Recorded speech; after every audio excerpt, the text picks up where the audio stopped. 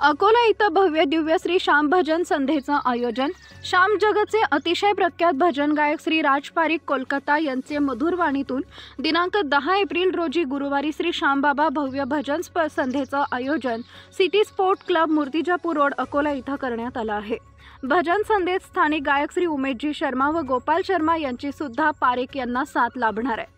भजन संध्या संध्याकाळी 6 वाजता सुरू होऊन श्री प्रभू इच्छापर्यंत सुरू राहून महाप्रसाद 9:30 वाजता सुरू होणार आहे। सोबतच सालासर बालाजी आणि जिनमाता यांचा दरबार आकर्षक झंकी सुद्धा लागणार आहे, अशी माहिती आयोजक गोरक्षण रोडचा राजा विघ्नहर्ता गणेशोत्सव मंडळ अकोला यांनी दिली आहे।